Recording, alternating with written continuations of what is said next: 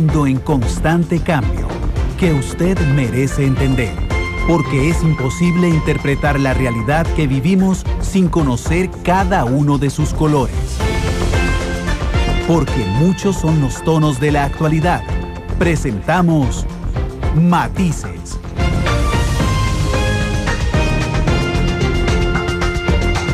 Una producción de Noticias Monumental.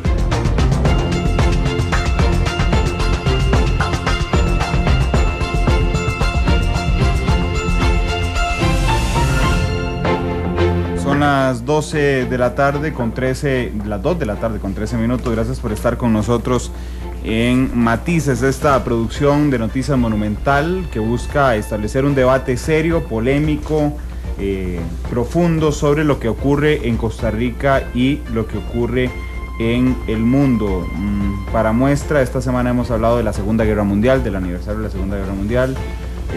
Ayer hablamos con los alcaldes al respecto a la gestión de la Contraloría General, y hoy vamos a hablar vamos a darle seguimiento a lo del tema del día en el noticiero. Hoy preguntamos en el noticiero como tema del día y no nos tocó a nosotros responderlo, sino que fuimos a preguntarle a gente PAC, a gente de la oposición, a analistas, a un montón de gente, si el PAC estaba en crisis. Abrimos la línea, recibimos 8 opiniones, 10 opiniones, 2 de ellos nos acusaban de ser el órgano de comunicación de Liberación Nacional, así es que supongo que algunas de las opiniones de esta tarde vendrán en la misma circunstancia. Lo que pasa es que entenderán ustedes que el PAC, señores, tiene algunos elementos noticiosos interesantes. Es la primera vez que es gobierno, es el partido que más reclama a los políticos tradicionales la forma en que han hecho gobierno, entonces evidentemente tiene mucho interés cuestionarlo sobre la forma en que ellos hacen gobierno. Y además han atravesado, hoy en la mañana decía un oyente que es que en el PAC la gente se da cuenta desde afuera de lo que pasa. Puede ser eso, puede ser transparencia en buena hora, pero lo cierto es que hemos visto desde afuera el caso de Víctor Morales, el choque de Don Otón con el Poder Ejecutivo, el caso de Iván Barrantes, el caso del abogado Cibaja, el caso de la cimarrona, los gastos de campaña, la llegada de Rodrigo Alberto Carazo en una asamblea donde solo habían 49 personas, 2 meses después la salida de Rodrigo Alberto Carazo, que además incluye, y hoy también me han criticado fuertemente. Yo en la mañana decía que a mí efectivamente no me parecía de interés si don Rodrigo Alberto Carazo tenía un problema de salud. Eso recae en su intimidad, claramente, ni siquiera tiene interés noticioso. Cuando él, porque es él el que incluye en el discurso de ayer el tema de sus clientes, sigue estando en el ámbito privado. Claramente, él no está en la obligación de revelar cuál es el choque de intereses con sus clientes y de haberlo. Lo que pasa es que ahí para mí sí hay un interés público, y siendo don Rodrigo Alberto, por lo menos hasta ayer, el presidente del partido que pone como su oferta política una transparencia absoluta, a mí me encantaría que dijera cuál es el choque con sus clientes, y además que don Rodrigo, que es todo un caballero, se va después de algunas manifestaciones poco afortunadas. Aquí el lunes publicamos en Noticias Monumental una entrevista con don Rodrigo Alberto diciendo que él nunca había leído el código de ética del PAC, que ni siquiera sabía si existía, que seguro en la web estaba, ¿verdad? Cuando el código de ética del PAC es como la Virgen de los Ángeles a los ticos. Y don Rodrigo no sabía. Después le respondió a don Otto Guevara que efectivamente nadie en el PAC ni él orinaban agua bendita. Y bueno, y ayer se anuncia su salida. Este aspecto lo vamos a analizar hoy. Dice Adolfo, ya en sintonía, para mí del tema se ha hablado mucho, me dice, del PAC. Espero que los analistas de hoy le den un enfoque diferente. Yo estoy seguro con ese nivel de analistas que así será. Nada más recordarles lo que ha pasado en el día. Hoy es un día triste para la música latinoamericana. Gustavo Cerati falleció después de 4 años en coma en Argentina. Joan Rivers, la comediante estadounidense, falleció este mediodía, precisamente luego de varios días de internamiento. Hoy se hizo un simulacro de un terremoto donde tuvo una participación activísima, inclusive dando declaraciones a la prensa el presidente Solís sobre el terremoto, los desaparecidos. Le costó 70 millones de colones a la Comisión Nacional de Emergencias el simulacro del día de hoy. Bueno, esas son las noticias que han ocurrido. Les recuerdo que nos pueden escuchar 93.5 FM en vivo, www.monumental.co.cr en vivo, Canal 2, la imagen de la radio, a las 8 en punto de la noche en la repetición de Matices. Vamos al boceto, que es un reportaje que preparó Isel Martínez, nuestra productora, para justificar por qué estamos hablando del PAC, y regresamos para presentarles a nuestros analistas. 2:18 de la tarde. Las grandes obras inician con un borrador. Para elaborar el tema de hoy, este es nuestro boceto. A pesar de que en la pasada contienda electoral el PAC logró el mayor objetivo al ganar las elecciones, hoy hay muchos retos que enfrentan a la agrupación.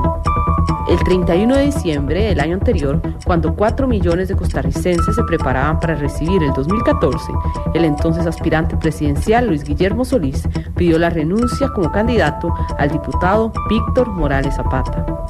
Morales Zapata, el mismo que hoy es considerado como uno de los hombres fuertes del presidente Solís, fue cuestionado por haber enfrentado una investigación ante el Ministerio Público. Asimismo, los gastos en campaña salieron a relucir de forma negativa para el PAC. La prensa dio a conocer que el PAC pagó 277 millones de colones a un abogado de apellido Cibaja. El caso provocó la investigación del Ministerio Público y el partido dijo ser víctima del abogado. Posteriormente, Nidia Jiménez, diputada oficialista, en un discurso que analizaba el informe de Solís, llamó filibusteros nacionales a los que no permitían trabajar por el pueblo y provocó la salida del plenario de la bancada liberacionista.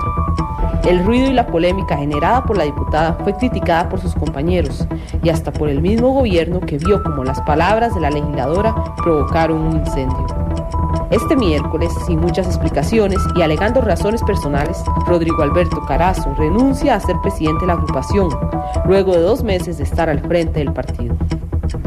Luego de 7 meses desde que el PAC logró hacer historia en el país, las controversias, inexperiencia y descoordinación han formado parte de su camino, según analistas consultados por Noticias Monumental. Precisamente hoy en Matices daremos algunos tonos importantes sobre la situación del PAC en los últimos meses.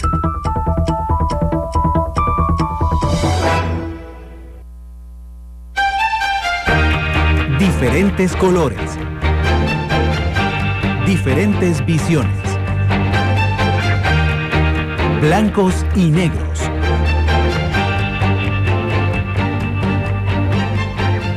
De la tarde con 20 minutos. Adolfo, nos decías que espera un enfoque diferente. Inclusive arrancando a dar un enfoque diferente, no voy a desperdiciar a nuestros analistas de aquí para preguntarles qué les parece lo que ha ocurrido hoy. A mí, voy a confesarlo, me hizo gracia en algún momento, pero me pareció muy raro. Hoy sí es un simulacro de un terremoto en Alajuelita, 1.337 muertos, era la cifra oficial, 4.000 desaparecidos. El presidente de la República participa en el simulacro, muy carísimo el simulacro, 70 millones de colones, y el presidente da una conferencia de prensa donde él dice: estoy muy preocupado por los fallecidos, estoy preocupado por los desaparecidos, he convocado a la reserva a la fuerza pública.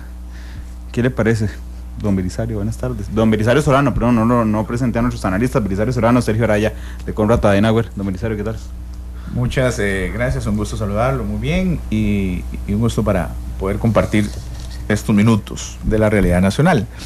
A mí me parece desafortunado, ser inoportuno, lo que es darle el nivel de divulgación y de participación en este tipo de eventos. Es cierto que la comisión tiene que estar preparada, porque efectivamente no estamos vacunados contra un terremoto o una emergencia, pero los planes secretos no se revelan y las acciones institucionales no se revelan, mucho menos así en esta forma, cuando a veces habrá que tomar medidas estando en crisis verdadera, ¿okay?, que podrían hasta atentar contra algunas libertades públicas.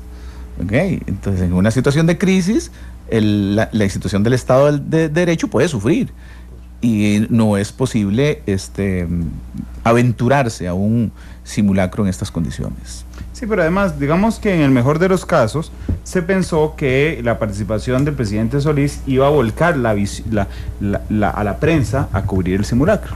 Es decir, que fue más gente que si no hubiera ido él. Pero eso está muy largo, ¿verdad? De poner al presidente a hablar. Vean las cuestiones de inteligencia, lo hablábamos fuera de micrófono. Todos los medios del país tenemos hoy inserciones de audio, grabaciones del presidente Solís y tomas del presidente Solís diciendo que ha llamado a la reserva, a la fuerza pública, para controlar el desorden en las calles. ¿Ustedes se imaginan que alguien por una maldad agarre esa fracción de declaración de la voz del presidente Solís y empiece a tirarlo internacionalmente? Sí, claro. Sergio, ¿qué tal? Sí, bueno, buenas tardes, Randall. Empezamos bien, dice Adolfo, empezamos bien. Amigas y amigos que nos escuchan, a don Adolfo en particular. No, en realidad comparto con Belisario, es muy lamentable. Vamos a ver, hacer un simulacro me parece totalmente necesario, y bien lo dijo Belisario, es un país de altísimo riesgo de que se dé un desastre de esta magnitud, que esperemos no ocurra, pero que no estamos exentos de que pueda ocurrir. Lo que pasa es que involucrar, y con el debido respeto lo digo, al señor presidente a tal nivel de que inclusive pareciera esto como una especie de obra de teatro donde él interiorizó, asumió plenamente su papel, a tal extremo de que diera estas declaraciones, sí me parece muy desafortunado, no solamente por lo que usted señala, que puede generar toda una crisis, entre comillas, mediática internacional, o al menos puede ser objeto de escarnio en el mejor de los escenarios, a nivel también internacional, sino que me parece dos cosas. Primero, que si el presidente iba a intervenir en la conferencia de prensa, debió haber planteado, no dentro del simulacro, sino a posteriori del simulacro, cuáles fueron los aspectos que lo llevaron a él a intervenir, cuál es la valoración que hizo del simulacro, qué diagnóstico puede identificar, que parece importante a propósito de los diagnósticos, de cuál es la situación real del país para encarar o no una catástrofe de esta magnitud, pero haberlo planteado en su rol de presidente, pero de presidente en una situación que está claramente siendo controlada y que lo que está es únicamente poniéndose a prueba justamente ese marco institucional que existe, esas reservas, esas potencialidades que el país tiene para enfrentar una situación de esta naturaleza, y no haberlas dado como que fuera parte del simulacro mismo. Ajá. Exactamente, eso me parece un despropósito, y me parece que exponen al presidente. Pero algo más, Randall, para terminar. Usualmente cuando hay grandes catástrofes, siempre el jefe de Estado o el titular más importante de un gobierno lo que está es dirigiendo exactamente la estrategia central. Generalmente se habla de un cuarto de crisis, desde donde está con su comando principal tomando las decisiones, y hay personas, hay voceros que son los llamados a establecer directamente en el campo lo que esa autoridad superior está planteando, y se hace por una cuestión lógica, porque es la autoridad superior, porque tiene que preservarse su condición de autoridad superior, y porque además, al ser la autoridad superior, es el que tiene poder de mando sobre todas las demás instancias, y máximo en una situación de emergencia como esta.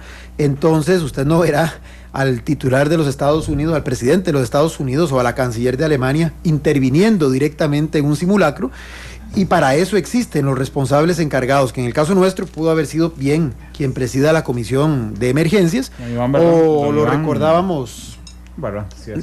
Lo recordábamos en su momento cuando hubo la crisis de 1963 del volcán Irazú. El presidente en aquel momento, que era Orlich, no estaba directamente al frente del asunto, había designado a una figura señera, muy reconocida por todas y todos, como era el ingeniero Jorge Manuel Dengo, que fue el que se convirtió justamente en ese enlace, en ese entronque, el que tomaba decisiones operativas, el que hacía la interlocución de los medios de comunicación, en fin. A lo que quiero dar a entender es que sobreexponer al presidente me parece muy riesgoso, además de que lo pone en una situación de riesgo, como usted señaló.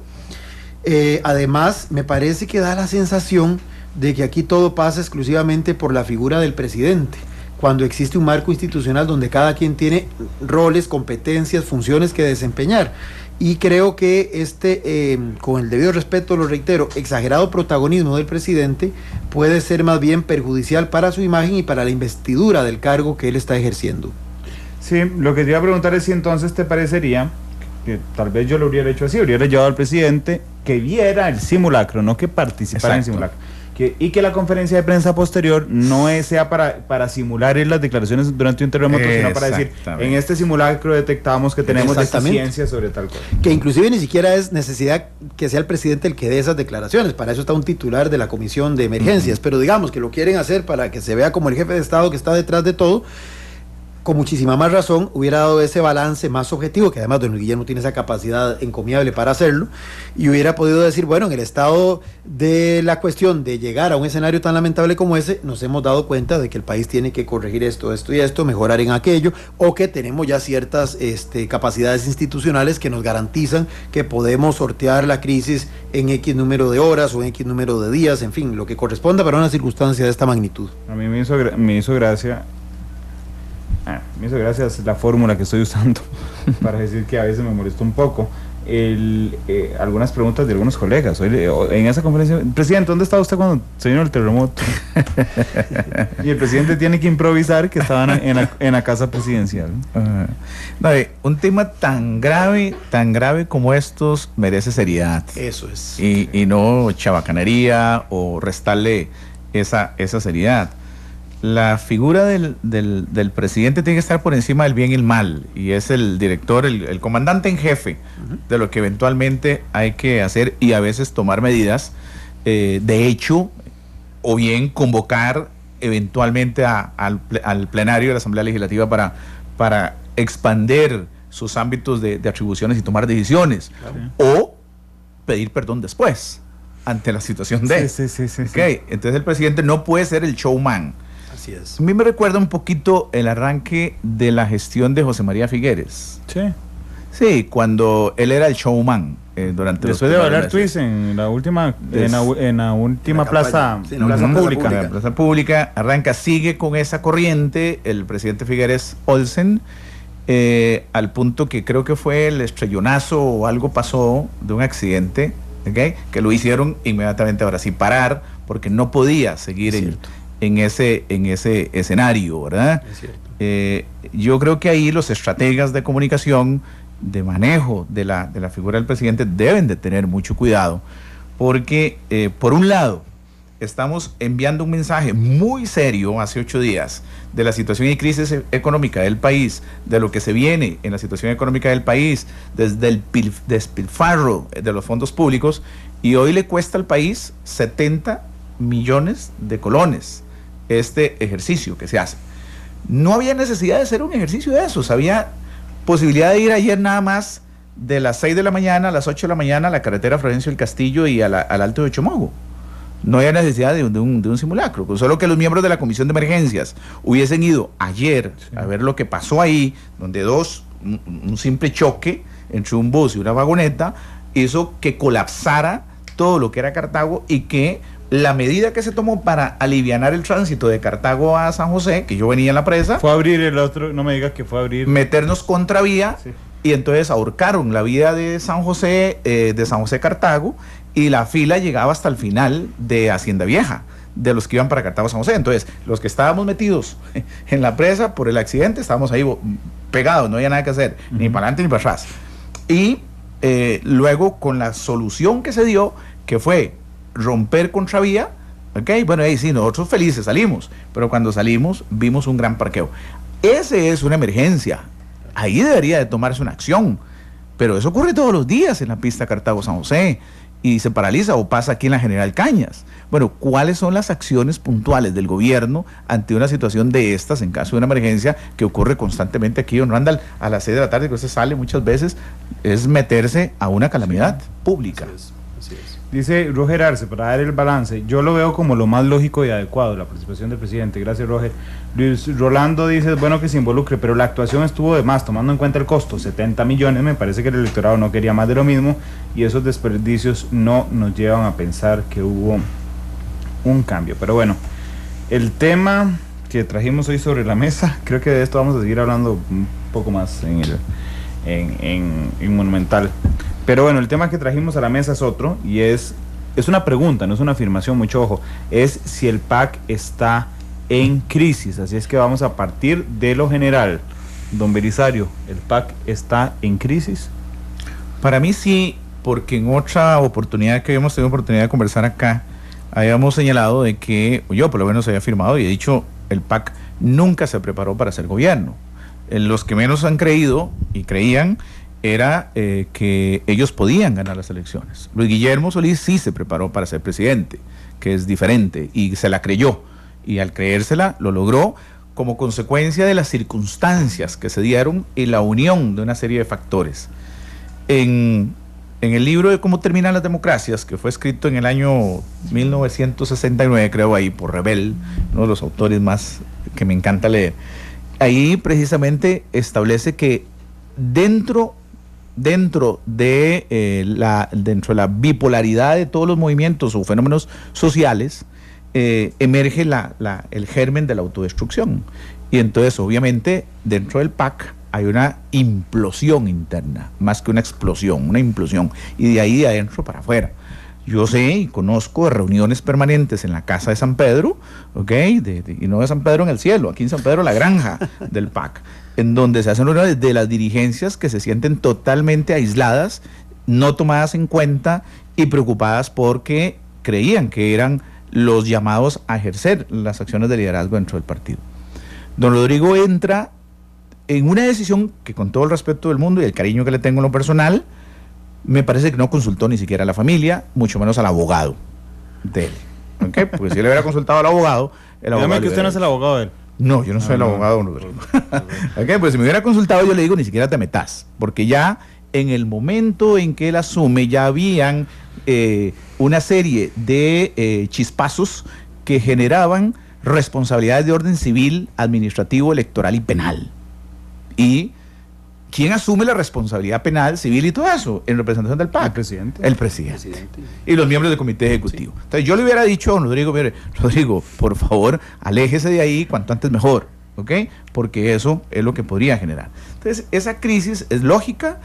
Un partido que no se preparó para gobernar, una falta de formación política de dirigentes, porque nunca han sido gobierno, hasta ahora tienen que ser gobierno, ¿okay? Un apoyo muy endeble en la Asamblea Legislativa y totalmente fraccionado en tres sectores, ¿verdad? Un solo diputado teniendo él de su confianza, más una minifracción, más otra minifracción, que eso es lo que tiene en el PAC. Y entonces él necesita construir consensos, y para eso tiene que saberse mover en esas aguas movedizas, esas arenas movedizas, perdón, y tiene que jugarlo con mucha inteligencia. Entonces el PAC aprovechó que hubo un fenómeno de desgaste emocional con los partidos tradicionales de parte de la opinión pública, hace que circunstancialmente se unan todos esos factores o nos unamos, porque yo tengo que reconocer, y lo hago, siempre lo he dicho públicamente y soy responsable de mis actos, de yo voté por Luis Guillermo en la segunda, obviamente en la segunda ronda, ese 1.300.000, ahí está mi voto, pues como parte de ese fenómeno emocional que nos une para fortalecer la democracia. Eso fue lo que hizo. Entonces unimos el status quo versus los que queríamos un cambio, ¿ok? Y ese cambio, ¿ok? Esperanzado en que hay que hacer cosas distintas. Si vamos viendo más de lo mismo, tenemos problemas. Y institucionalmente hablando, el PAC como tal, creo que nunca creyó en la posibilidad de gobernar. Los funcionarios, la gente que ha estado ahí. Y entonces no se prepararon para hacer gobierno. Lo decía ahora en un almuerzo que tenía, que si un partido tiene ahorita que prepararse no solamente para las distritales, claro, tiene que prepararse para gobernar el poder social ahora, con lo municipal, y después desde ya tiene que pensar en cómo va a gobernar desde 2018 a 2022. Así es. ¿Serio? Sí, es interesante la pregunta. Vamos a ver, yo lo plantearía incómoda, por supuesto, pero además es muy atinente, porque en realidad yo quiero, digamos, entrarle desde dos perspectivas, si se me lo permite.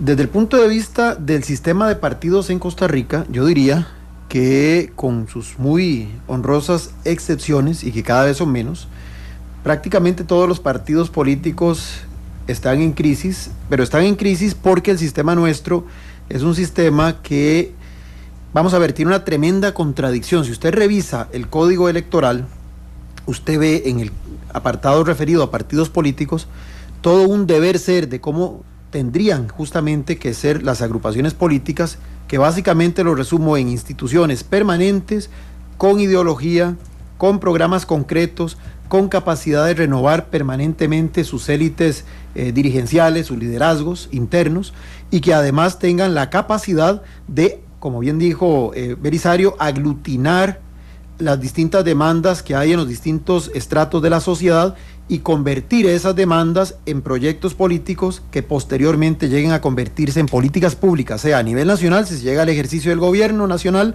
o a nivel local si se llega a alguna conducción de una municipalidad. O en su defecto, desde el Parlamento, intentar incidir en la política oficial del partido que gobierna a través de sus propias propuestas. Eso es lo que se puede entresacar leyendo un poco lo que el Código Electoral, lo que nuestra legislación electoral dice, que está inspirada probablemente en la doctrina que sobre partidos políticos hay mucha y muy abundante. Pero en la práctica lo que vemos son partidos políticos que se han desdibujado y se han convertido en maquinarias electorales, unas más eficientes que otras. ¿Cuál es la diferencia entre partido y maquinaria electoral? Que la maquinaria electoral, su única razón de ser es ganar elecciones o tratar de ganar elecciones o tratar de ganar cada vez más espacio político mediante una mayor cantidad de electores a su favor.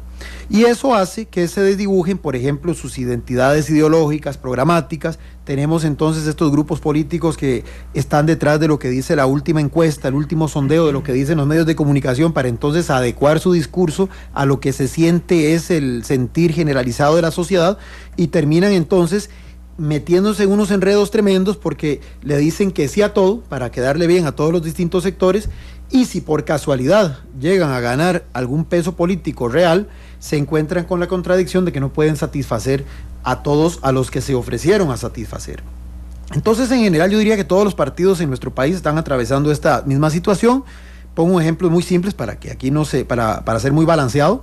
Liberación Nacional tiene 5 años, bueno, además de la gran hecatombe que sufrió electoralmente hablando, que ya eso de por sí es una crisis de M mayúscula, de C mayúscula, tiene 5 o 6 años de estar posponiendo su congreso ideológico programático, porque por diferentes circunstancias no lo han querido hacer. Un congreso que para algunos podría ser el resurgir de la socialdemocracia, para otros el reafirmar que Liberación ya dio un viraje hacia otras visiones de pensamiento más de derecha. El caso de partidos evangélicos, que en realidad son pequeños grupos que giran en torno a algunas figuras que logran, con todo el respeto lo digo también, movilizar voluntades, invocando, aunque sea constitucionalmente prohibido, invocando motivos religiosos de alguna forma indirecta. Tenemos grupos como el Movimiento Libertario, que ha tenido severas dificultades, por ejemplo, en asuntos de liquidación de campañas anteriores, que hoy está inclusive sometido todavía a los tribunales de justicia su situación para ver si hay o no delito que perseguir, y en donde además todo el partido gira en torno a una única figura, que además es una figura que se va desgastando conforme pasan las elecciones. Entonces, en ese contexto tenemos a una Unidad Social Cristiana que estuvo muy debilitada, que inclusive tuvo cambio de candidato presidencial en los últimos, en la recta final, cuando estaba la campaña en pleno apogeo, y que además es un partido que después de haber sido gobierno por diferentes circunstancias se vino al suelo electoralmente también hablando. Entonces, si lo vemos en ese contexto, lo del PAC no tiene por qué extrañarnos. Ahora bien, el PAC tiene particularidades que hacen que la crisis del PAC tenga sus propias connotaciones. Por un lado, bien lo dijo Belisario, era un partido que no se había preparado en esta coyuntura para ganar, y yo lo digo con números, porque es importante estar recordando los números. En la primera ronda, en la del 2 de febrero, si bien es cierto, quedó de primero con apenas 629.866 votos, mientras que para diputados quedó de segundo, y para diputados resulta que Acción Ciudadana apenas alcanzó 480.969 votos en las 7 provincias. Que en la segunda ronda, como bien dijo Belisario, se juntaran un montón de factores, entre ellos que se atrajera hacia la figura de Luis Guillermo Solís a otros electores que no habían respaldado al PAC como PAC en la primera ronda, y se llegara al 1.338.321 electores, es otra cosa muy distinta, que más bien siento yo, aquí provocó un problema importante. Tapó los problemas del PAC, tapó las limitaciones del PAC, las invisibilizó. ¿Por qué? Porque esa victoria tan impresionante de Luis Guillermo Solís, considerando además la salida del otro candidato y demás, pero digamos que la votación tan importante que obtuvo, hizo que las propias autoridades del partido cometieran, para mi gusto, 2 errores. Primero, obviar las limitaciones, las dificultades que habían enfrentado y que les habían arrojado los resultados electorales conseguidos el 2 de febrero, pero además los hizo creer o tal vez genuinamente es una forma, un mecanismo de defensa, los hizo suponer que ese 1.300.000 y algo de votos se los estaban endosando a la marca PAC, cuando nunca se los endosaron a la marca PAC, se los endosaron a la marca Luis Guillermo Solís Rivera. Y de hecho Luis Guillermo Solís Rivera es un reflejo de lo que también es otra de las singularidades de la crisis del PAC, que el PAC es un partido realmente de reciente creación, apenas tiene 13 años, está integrado por diferentes sectores que en realidad no tienen una ideología que los amalgame, es decir, aunque sea en el papel, pero uno dice que Liberación Nacional tiene una socialdemocracia en crisis, pero que tiene una socialdemocracia, que la Unidad Social Cristiana inclusive se autodenomina social cristiano, que el Frente Amplio se dice de izquierda progresista, pero si usted revisa los estatutos del PAC, y se puede ver en el tribunal, en el sitio del Tribunal Supremo de Elecciones, usted no ve una ideología concreta, lo que se ve es una lucha muy clara contra la corrupción, un deseo de transparentar la función pública, pero cuando se habla de cuáles son los grandes desafíos que como PAC se tienen, prácticamente lo que se habla es lo mismo que se encuentra en los otros partidos, que un Estado social fortalecido, que una calidad de vida para las y los costarricenses, que un modelo de desarrollo inclusivo, pero no hay nada que uno diga, bueno, esta es la ideología que singulariza, que determina, que define qué es el PAC. El PAC entonces es una sumatoria de actores, sumatoria de grupos, que además en pasados procesos electorales se ha caracterizado por no ser una estructura permanente como la que tenían en su momento o siguen teniendo, mal o bien, Liberación, Unidad Social Cristiana y otros grupos como el mismo Movimiento Libertario que está tratando de construirla. El PAC no tiene esa estructura de base tan sólida y la mejor demostración de ello es que cuando hay elecciones locales, por ejemplo, la última de alcaldes, que además de que tuvo un 70.1% de abstencionismo, resulta que si usted suma la votación total del PAC, apenas representó el 12.61% del total de personas que acudieron a votar. Cuando en las elecciones locales, hemos dicho en otros programas, demanda mucho de esa estructura organizativa, porque no tiene, digamos, el impacto mediático que tienen las elecciones nacionales y hace que de verdad el elector que salga a votar o es que está muy convencido de los candidatos que tiene en la papeleta porque los conoce, tal vez algún candidato a alcalde o regidor, o porque hay una maquinaria de movilización de votos que se encarga de garantizar que ese elector salga de su casa y vaya al centro de votación. Eso no lo ha tenido el PAC todavía. Tan es así que en las provincias donde la parte mediática no influye todavía tanto como lo son las provincias costeras, el 2 de febrero las perdió. Y hoy, por ejemplo, Guanacaste no tiene representación del PAC en la Asamblea Legislativa, para poner un ejemplo.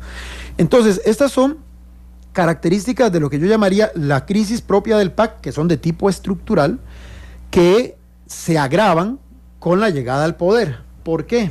Por lo que ya describió Belisario, que no lo voy a repetir y que yo suscribo, pero también porque es un fenómeno que le pasa a los partidos novicios cuando llegan a ejercer el poder. Muchos de los que son sus principales cuadros o se van para el gobierno o se resienten porque no son tomados en cuenta en funciones de gobierno, y el partido, la estructura partidaria queda un tanto acéfala, queda un poquito como sin cabezas. Y me parece que en esta oportunidad el partido sufrió una situación muy similar, repito, a la que han sufrido otros partidos, con la diferencia de que este partido no parecía tener un stock de actores políticos lo suficientemente amplio como para que rápidamente se pudieran subsanar esos vacíos, repito, o de gente que asumió funciones de gobierno, como el caso de doña Olga Marta, que pasó de secretaria general a ser ministra de Planificación, doña Elizabeth, por ejemplo, que había sido presidenta y ahora es la ministra de Cultura, pero o de otra gente que simple y llanamente no fue tomada en cuenta en el gobierno y se sintió ofendida y se fue para la casa.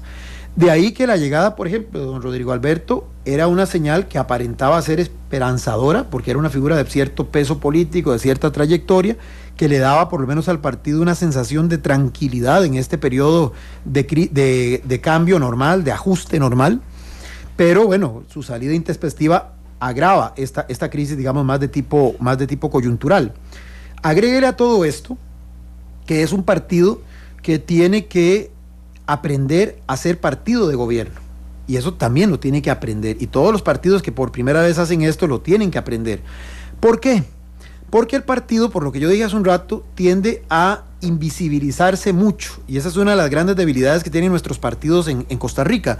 Cuando se llega al gobierno, el partido como partido desaparece. Prácticamente solo quedan las bancadas parlamentarias o, en su defecto, aunque oficialmente no se diga así, el gobierno que se supone está más cercano a ese partido oficialista. Pero lo que es la estructura partidista tiende mucho a desaparecer, y esa es una realidad que, por ejemplo, el amigo y la amiga que nos está escuchando lo puede simplemente ver en este ejemplo concreto. Cuando hubo campaña electoral, había por lo menos un localito en la cabecera de cada uno de los 81 cantones con las banderitas del partido respectivo. Vayan ahora a ver si está ese partido, ese localito debidamente funcionando, y se van a dar cuenta de que no es así.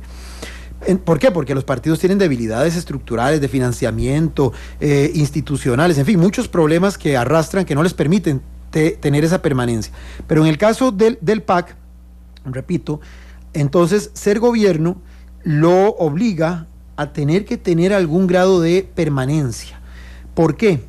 Porque el partido tiene la ventaja de que, al no ser directamente gobierno, puede tener una cierta, y aquí hablo en general para cualquier partido, y es lo que tiene que aprender el PAC en este caso, tiene que tener una cierta distancia del gobierno de turno para servir de interlocutor con la sociedad civil, sea para transmitirle a ciertos sectores de la sociedad los lineamientos del gobierno, justificárselos, planteárselos de una forma más política, más clara, más precisa, comenzando por sus propias dirigencias locales, o bien convertirse en la voz de la conciencia del gobierno, porque desde afuera puede decirle, porque además tiene, se supone, ese acceso, esa comunicación más fluida con las autoridades de gobierno que no tienen los de los otros partidos, puede hablarle y decirle, tales políticas que están ustedes promoviendo no están funcionando, no están siendo bien percibidas, hay que hacer estas correcciones, de una forma que permita que el partido se convierta en una caja de resonancia a favor del gobierno también.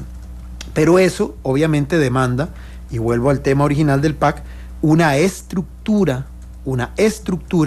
permanente que pueda integrar, por ejemplo, a los alcaldes, que no son muchos, a los regidores, que no son muchos, a los diputados y algunas dirigencias que se llaman popularmente dirigencias de base. Todo eso es lo que usualmente esperaría uno hacia el partido de gobierno, y es lo que decía Belisario, es el manejo del poder social, que son cosas que no puede hacer el gobierno per se, porque las formas no lo permiten, la legalidad no lo permite, pero que para eso tiene el brazo partidario que le pueda ayudar. En este caso, este es un partido, con el debido respeto, y se lo había planteado a don Rodrigo Alberto la vez que coincidimos aquí en su programa por su amable invitación, es un partido que carece de esa estructura, y se está notando en que no tenía suficientes recursos humanos para asumir las condiciones, las riendas de gobierno en los altos puestos de dirección. Por eso tuvo que invocar o acudir a gente de otros partidos políticos, incluidas sus 2 vicepresidencias, sino que adicionalmente a ello no parece tener ese músculo político en las comunidades, y esto pues me hace ver que tiene ese tremendo desafío. A eso agréguele ya los problemas del día a día, como fueron los del tema de la liquidación de la campaña anterior, y entonces usted ve un cúmulo de factores que hacen decir con una, digamos, mediana, o no, con total claridad, que sí, que tiene una crisis. Ahora, no es una crisis como para decir que los demás partidos están exentos y que por tanto todo lo malo le está pasando solo al PAC. Obviamente, hoy está en el foco de la atención pública porque es el partido en el gobierno. Pero si usted se va a ver lo que pasa en Renovación Costarricense, en el Movimiento Libertario, en todos los demás partidos, probablemente hay situaciones iguales o peores en algunos de los aspectos que acabo de mencionar. Pero en este caso, evidentemente el PAC sí tiene su propia crisis, que es manejable. Sí es manejable, pero necesita rápidamente acometérsele.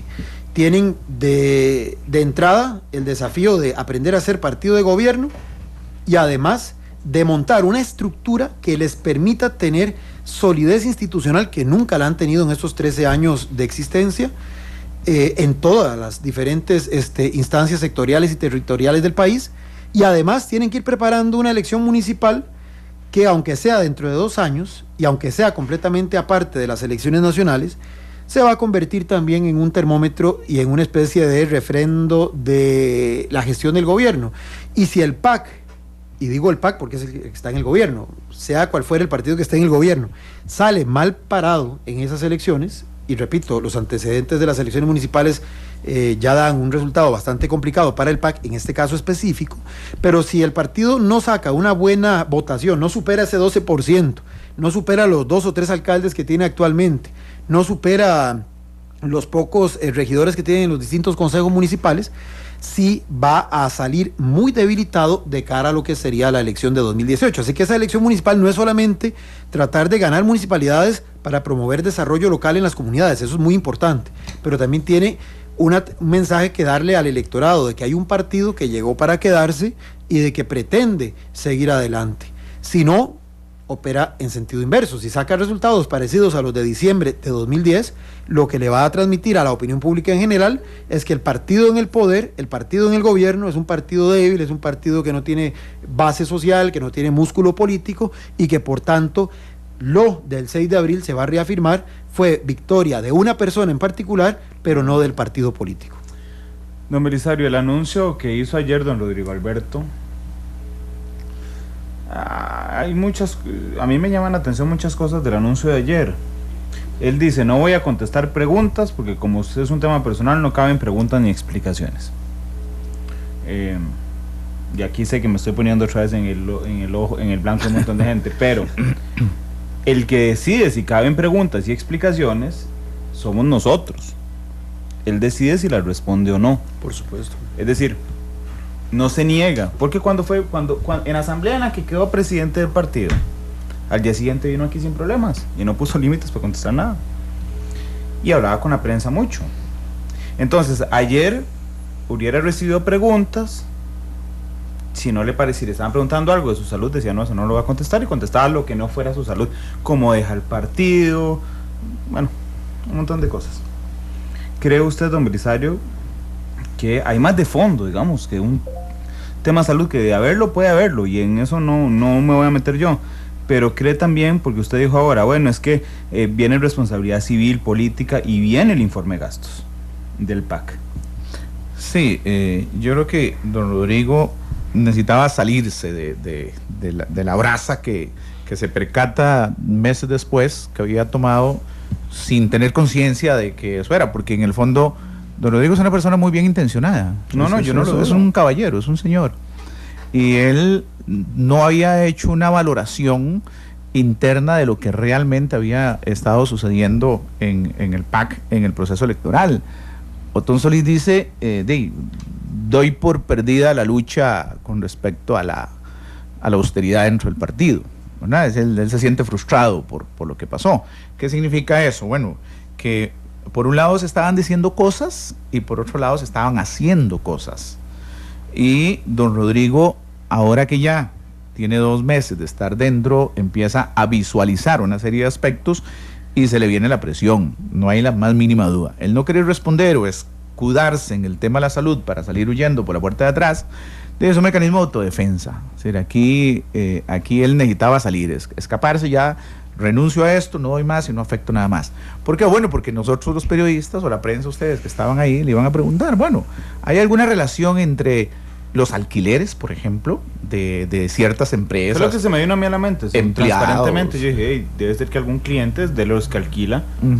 Esto fue lo que es lo más reciente, ¿verdad? En el caso de doña Margarita, por ejemplo, ¿qué hace doña Margarita? Ahí renuncia. ¿Por qué? Bueno, porque la prensa llegó y ligó los alquileres de una de sus empresas donde ella está con el puesto donde ella está en el Banco Centroamericano, sin que doña Margarita lo haya aceptado, porque también dice asuntos personales. Bueno, pero uno tiene que asociar, ¿verdad? Uno tiene que valorar, sí, es un asunto personal, es cierto. Otón Solís dice una cosa: si usted quiere hacer negocios, quédese en la función pública. Si quiere hacerse en la función privada, perdón. Dice Otón Solís, dice, si usted quiere hacer negocio y quiere hacerse millonario, quédese en la función privada, en las empresas. Pero no puede meterse a la función pública a pretender hacer negocios. Yo comparto ese pensamiento. Sí. Estoy totalmente claro de que Otón tiene toda la razón. Y obviamente hay una empresa ligada a los contratos de alquileres que ha sido una cuestión de años, es cierto. Lo que pasa es que no ha habido un gobierno que disponga y diga, no, un momentito, ya no alquilo más. Con lo que yo pago de alquileres voy a hacer un fideicomiso con los bancos y voy a expropiar los terrenos o voy a comprar terrenos en otro lado, si es que no voy a expropiarle al señor de San Pedro, el local que tiene reportado en 51 millones al Estado, y que lo alquila en 20 y resto de millones al mes, ¿ok? Entonces, ese es un tema de consistencia, y obviamente don Guillermo tiene que ser consistente en eso, tiene que ser coherente en ese sentido. Bueno, pero hablando de eso, además, porque aquí toca gobierno, qué dicha que a mí me alegra que don Guillermo se meta en el tema de los alquileres, mucho, sí, pero ahí es donde me molesta, voy a decirlo como ciudadano, que el tema de los alquileres el tema del simulacro de hoy es pasar de lo sublime a otra cosa en 2 minutos, ¿me entiendes? Es pasar de decir qué dicha que se está preocupando por el tema de los alquileres, que hay un gobierno que va a usar el sentido común, a decir, en lugar de pagar siempre, financiamos esto, compramos el edificio, sí. Es más, y de manera lo hace de manera, digamos, muy transparente, porque el gasto del préstamo lo va a enfrentar ahorita, digamos, los que van a ver ese ahorro van a ser los próximos gobiernos. Así es. Claro. ¿Verdad? ¿Qué te pareció a vos el acto de renuncia, don Rodrigo Alberto? En realidad, y concuerdo con Belisario, que don Rodrigo Alberto es una extraordinaria persona, un caballero, un líder que ha dado mucho a este país. Fue el que, como dijo don Otón Solís hoy a mediodía en su programa, en su noticiero, montó la Defensoría de los Habitantes, y eso hay que reconocérselo prácticamente. Pero en esta oportunidad yo diría que el cierre es el corolario de lo que fue su efímera gestión. O sea, en realidad, desde que don Rodrigo asumió la presidencia del Partido de Acción Ciudadana, la percepción que yo he tenido es que efectivamente no tenía claro a qué se estaba enfrentando, y no solamente por lo que ya ha señalado Belisario, de todo este tema de la liquidación que tiene que presentarse al Tribunal Supremo de Elecciones y los potenciales problemas legales que puedan surgir como consecuencia de dicha liquidación, sino en general. Me parece que don Rodrigo no tenía muy claro cuál era el rol de él en esta nueva etapa en la que el partido estaba entrando, y que el partido ya no era simplemente aquel grupo pequeñito, invisibilizado, que tenía una fracción legislativa que era la voz de la conciencia, no solamente del Parlamento, sino de la sociedad costarricense, sino que iba a ser el partido que tenía que servir de escudero del gobierno, que era lo que trataba de decir hace un rato. Y verdaderamente me parece que don Rodrigo, amén de todos los asuntos ya de tipo personal, que probablemente también incidieron, no solamente el de salud, sino el conflicto de intereses y demás, creo que ahora sí dimensionó, que tal vez muy a la ligera aceptó en su momento el cargo, y entendió de que esta es una empresa que no solamente demanda mucho esfuerzo, sino que es muy desgastante. Y ad honorem. Y que además es ad honorem. Ad honorem, no gana un y que centro. prácticamente va a tener le va a consumir a quien dirija el partido en las 24 horas de su tiempo. Entonces, y podría responder con su patrimonio. Por supuesto, en el caso del presidente, grave, del tesorero y del secretario general. Entonces, es terrible. El secretario acaba de hacer que un montón de gente no esté interesado en el puesto. Exacto. No, sí es parte. Lean el código y lean el código electoral. Es parte de la crisis del sistema de partidos que yo decía al principio también. O sea, en realidad, a veces para asumir estos puestos hay que tener o demasiada conciencia cívica o demasiada ambición por ocupar cargos de poder, o alguna de esas dos, o la mezcla de las dos. Porque en este caso específico de los comités ejecutivos de los partidos, es más lo que se pierde que lo que se gana realmente. Y verdaderamente, aunque parezca increíble, los presidentes de los comités ejecutivos no tienen el liderazgo, o más bien no tienen la capacidad o el peso político que se tiene en otras latitudes, aunque tengan esas tremendas responsabilidades. Pero entonces sí me parece que toda su gestión, digamos, las declaraciones que dio, en fin, me pareció que nunca logró terminar de acomodarse en el puesto, de ubicar cuál era el rol que le tocaba desempeñar. Y creo que dentro de lo que cabe, aunque la salida haya sido desafortunada, porque como usted bien dice, no permitió ese intercambio con la prensa, creo que la medida más correcta que hizo el presidente Carazo desde que asumió este puesto fue justamente la de ayer, fue haber hecho un paso al costado y dejar que sean otros los que tomen las riendas de la agrupación. Vamos a ir a una pausa comercial. Quiero cuando regresemos a ahondar en un tema. Vamos a ver, nosotros estamos en un sistema absolutamente partidario. Cuando uno revisa la constitución política, y eso me quedó grabado, de hecho en una conferencia con Conrad Adenauer a la que fui, me quedó grabado que la Constitución política tiene requisitos para ser presidente. Nunca dice que usted tiene que tener un partido político, pero, sorpresa, tiene que tener un partido político, claro, porque no puede inscribirse sin partido. No hay candidaturas independientes. Exactamente. ¿Qué pasa? Entonces el cambio político debería de venir desde los partidos políticos. En un momento donde está en crisis, nos preguntaba Adolfo si el más ganador en esta crisis es el PUSC. Vamos a responderle cuando venimos. 3:2, vamos a la pausa, regresamos con matices.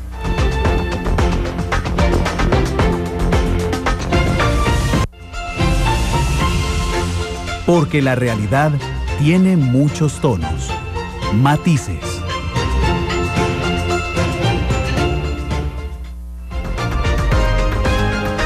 La actualidad, sus tonos, sus contrastes. Esto es Matices.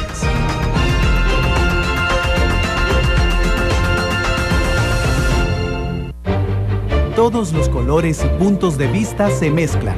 Llegamos a las conclusiones en nuestro Arte Final.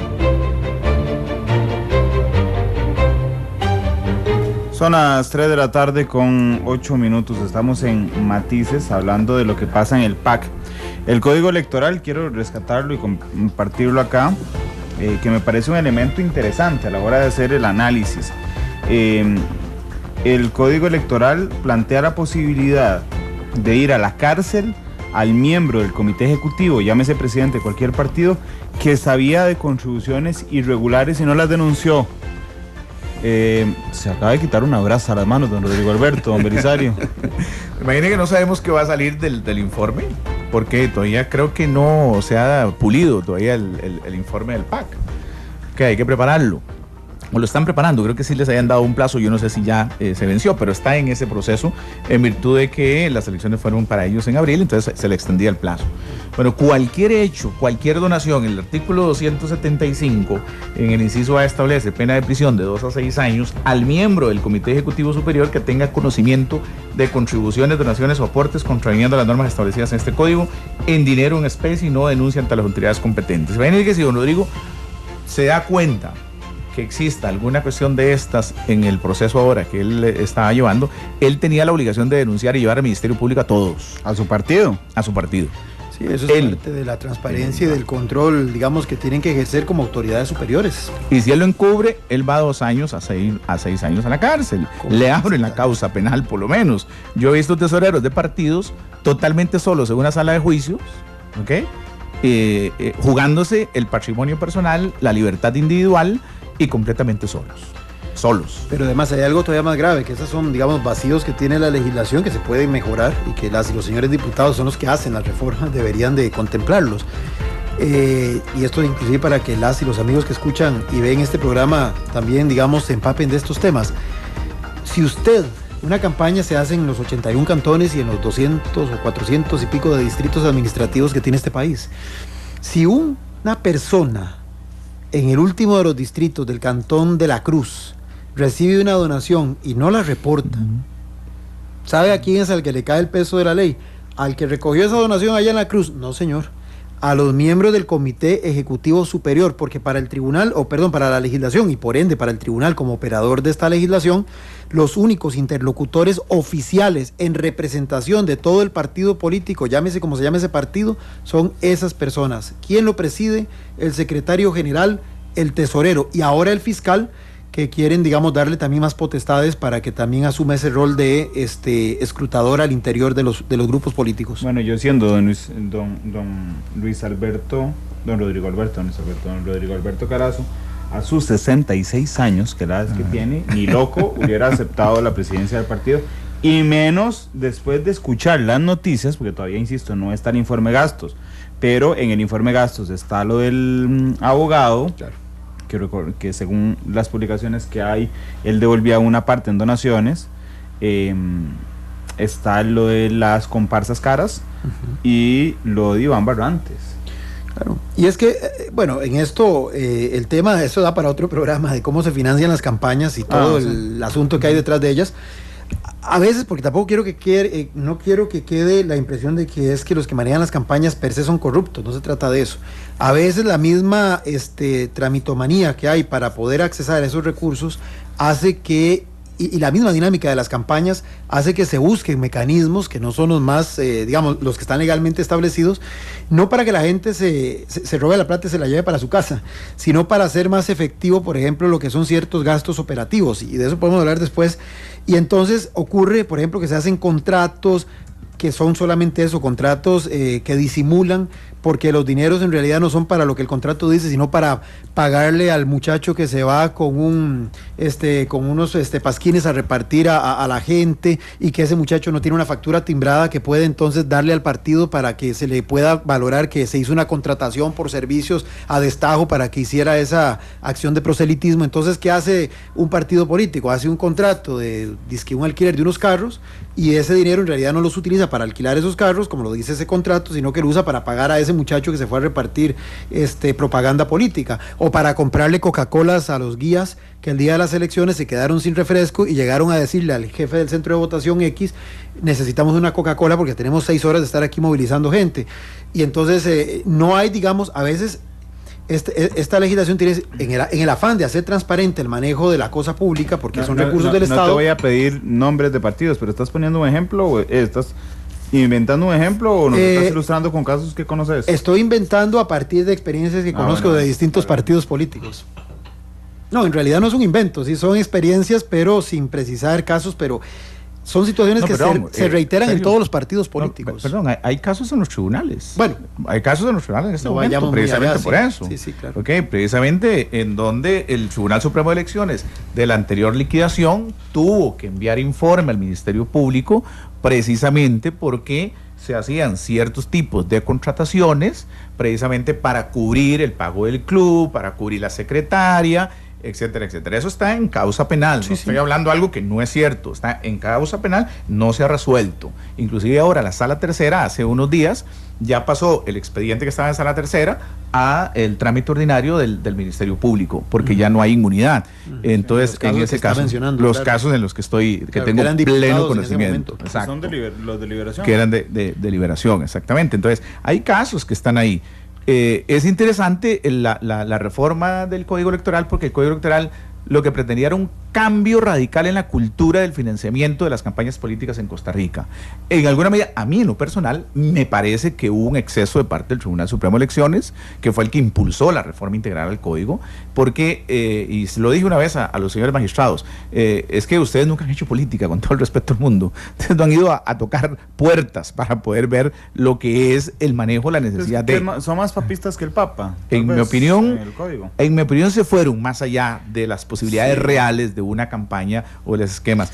México hay cosas muy inaplicables. Sí. No, hay países donde simplemente en Panamá se da el dinero y digamos se gasta, que tampoco hay que irse al otro extremo, pero digamos se da un dinero en función de una votación conseguida, y entonces ahí sí el voto tiene un precio y el partido, digamos, con ese dinero hace los pagos que tenga que hacer.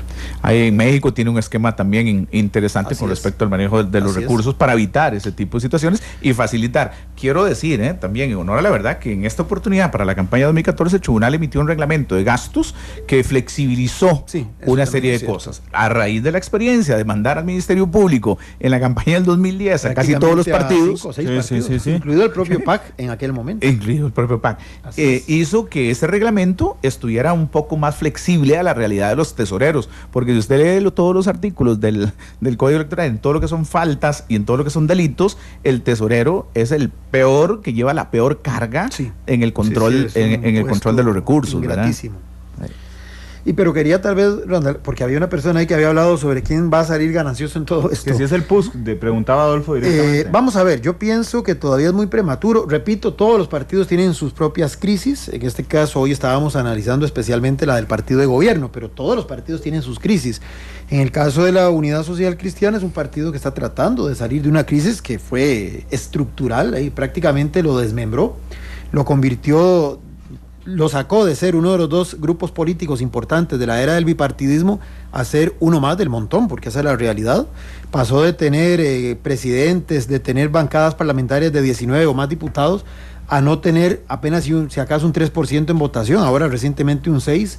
en este proceso de aparente recuperación, y de bancadas que bajaron de esos 19, 20, 25 que llegó a tener, 29 inclusive llegó a tener en algún momento, a una bancada de, en este momento, 8, pero que venía de una de 6 y que venía de otra de 5.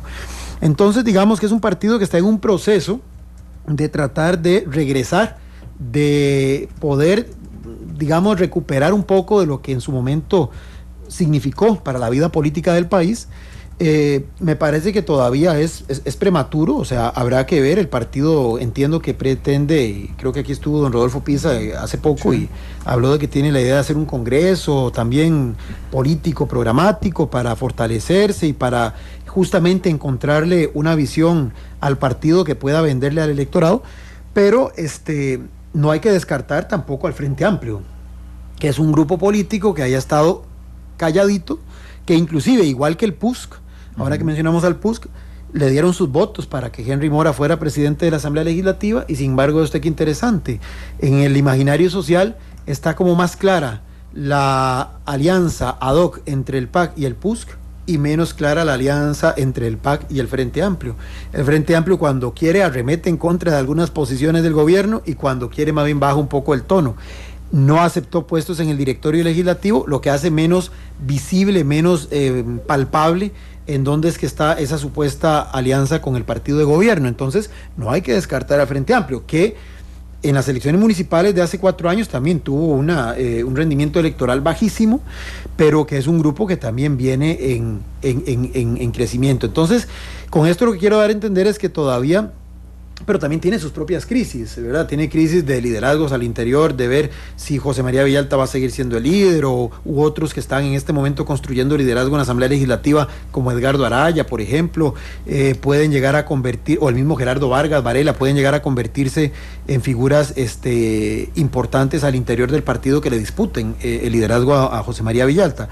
Entonces, es muy prematuro decir quién puede salir ganancioso de esto. Yo pienso que todos los partidos tienen, y con eso lo resumiría, tienen sus propias crisis. La del PAC ya la hemos tratado aquí más o menos de elucidar, pero todos tienen una primera estación en la que podremos medir cuánto han salido o no de esas crisis, que son las elecciones municipales de febrero de 2016. Sí, tal vez hasta que no tengan crisis no son un partido político de verdad.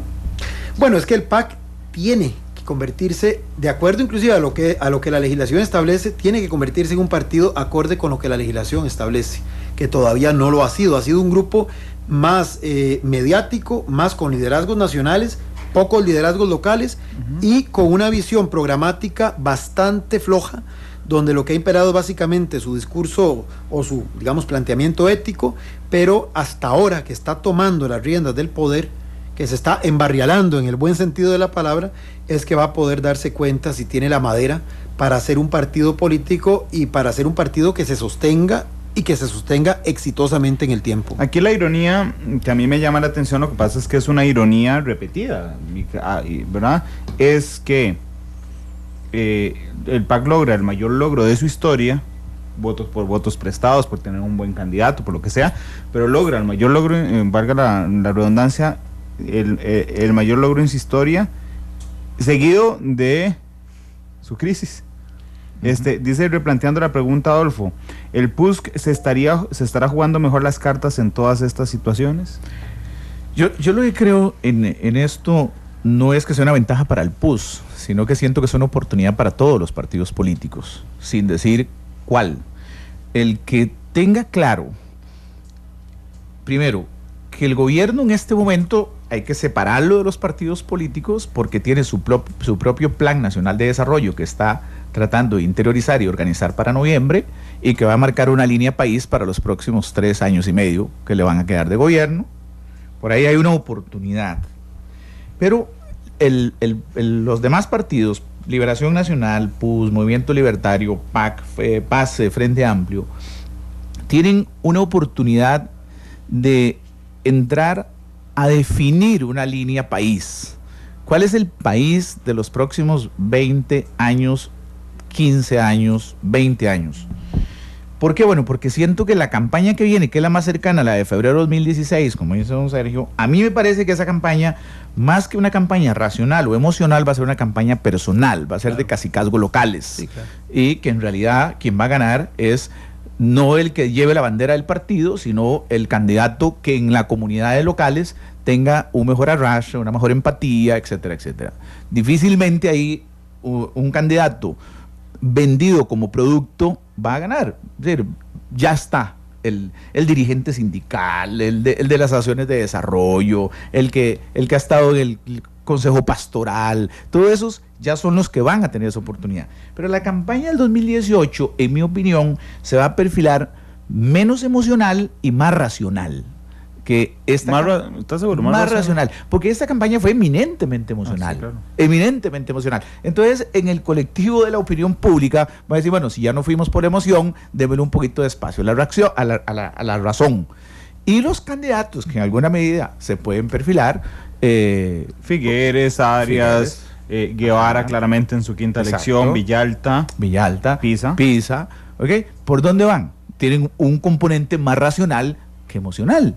Entonces, desde ahí, yo creo que el que logre desde ahora estructurar un buen congreso ideológico, que no se ha podido hacer en Liberación Nacional en las últimas veces, por las luchas tan rudas internamente, no lo ha podido hacer tampoco la unidad, pero que ya intenta hacerlo. Pero ya la unidad se ve levantándose de... Yo pienso que es el que viene saliendo del purgatorio, ¿verdad? Sí, Le tocó estar en el purgatorio. Y sí, hay que ir a purificarse ahí. Y Liberación va entrando al purgatorio hasta ahora. Eso es cierto. El PAC está tocando la puerta para que le abran. Ok, eso es un hecho, ¿verdad? Bueno, el PUS va saliendo de... Y el PUS va saliendo de eso. Fue el que le tocó, mandó a dos... Fue el primero. Exacto, dos expresidentes a la cárcel, un secretario general que lo hicieron bajado del avión. Casi se va al infierno, pero logró quedarse en el purgatorio. Bueno, llegó a los puntos más bajos de su historia y aún así logró sortear todas las vicisitudes. Claro que le costó un cambio en la estructura y en la funcionalidad del partido. Tuvo que ceder el poder de la Asamblea Nacional a asambleas provinciales, que es un cambio en la conformación de un partido político interesantísimo, para poder ceder eso y de ahí emerger con un diputado por provincia, que casi lo que tuvo que convertirse fue en 7 PUS. En 7 pusitos chiquititos, cada uno. Donde el candidato no sabía ni quiénes eran los candidatos a diputados. Y el candidato a diputado con el peso completo de su provincia, y por eso salieron. Si ese esquema se mantiene, yo creo que eso podría duplicar votación y eventualmente con un buen congreso ideológico, una visión país, el partido que lo haga pues va a tener muchas posibilidades de éxito. Yo tengo una idea, pero no sé si es una locura. Y quería preguntarles en los últimos 2 minutos qué les parece. Cuando yo digo el Plan Nacional de Desarrollo, se presenta en noviembre. Noviembre, sí. Bueno, yo digo, ¿por qué como sociedad no le exigimos a los candidatos que en lugar de plan de gobierno nos presenten un proyecto de Plan Nacional de Desarrollo? Ya de una vez, con fondos, con metas.